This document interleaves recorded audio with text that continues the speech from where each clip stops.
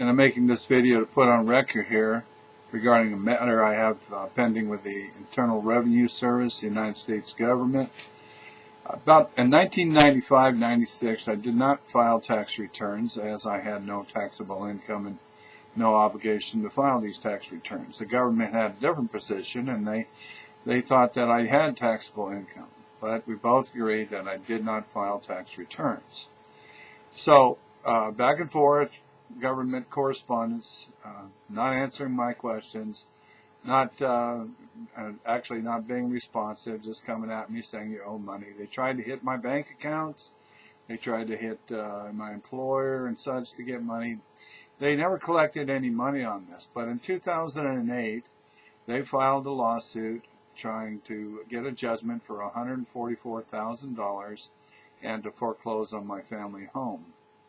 Through the process, there's something called discovery, and part of discovery is seeking answers to interrogatories. So I posed some interrogatories, and among them I asked for copies of assessments, and they were never produced, and of course the government didn't have to produce them. They used some other form to say that, yeah, they were done, but in fact don't actually produce the assessments. I also asked them to give me the code section, to provide the code section that imposed the liability on me in the first place. The government answered that the Internal Revenue Code was public record, and therefore I could go find it myself.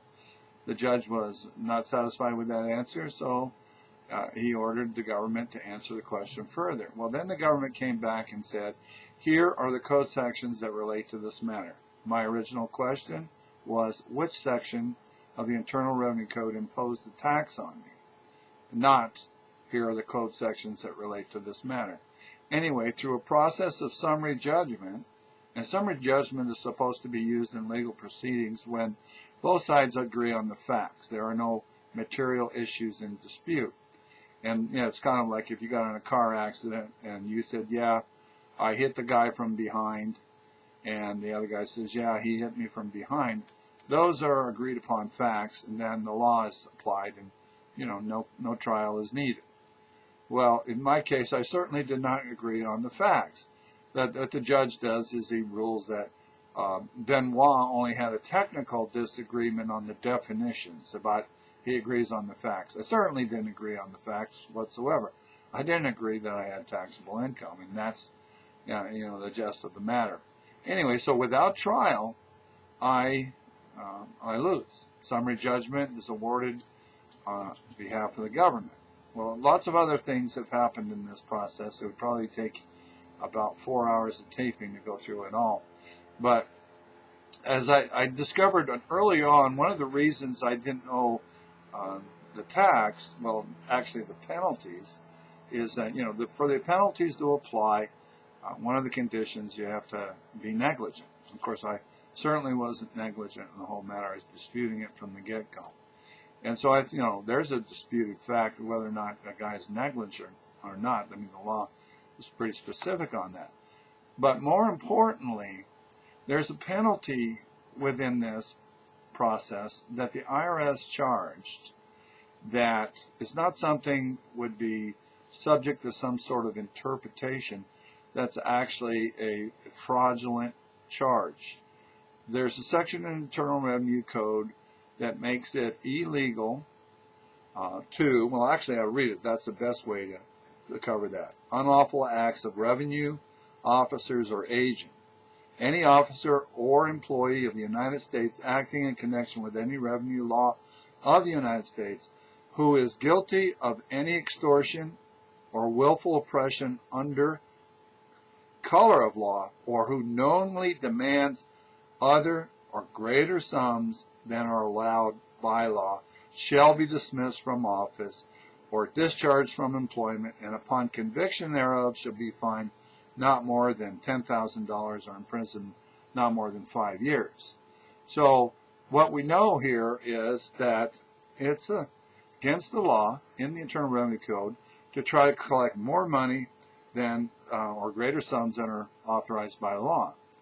Well, through this process and early on, the forms indicate that the government was charging penalties under accuracy-related penalty section in the Internal Revenue Code 6662, which are imposed for accuracy-related if you were inaccurate.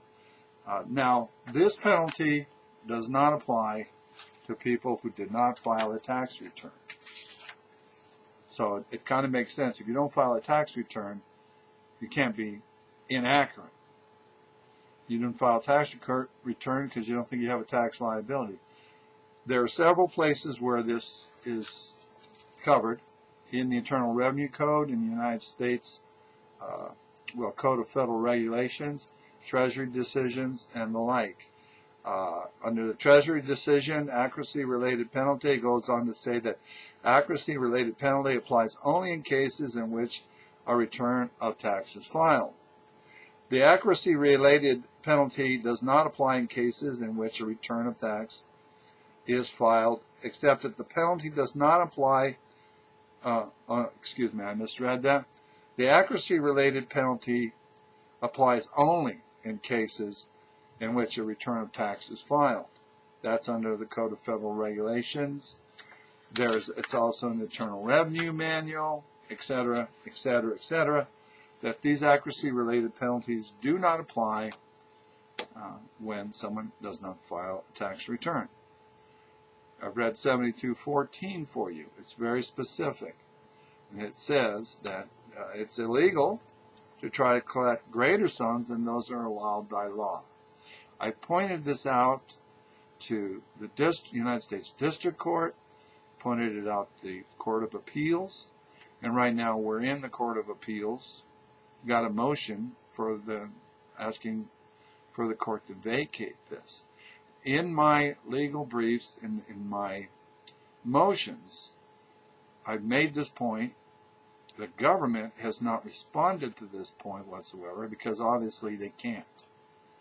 So they just ignore it and hoping that the judge and the court will ignore it. So if this is allowed to stand, not only have they taken my house without a trial, which is a constitutional guarantee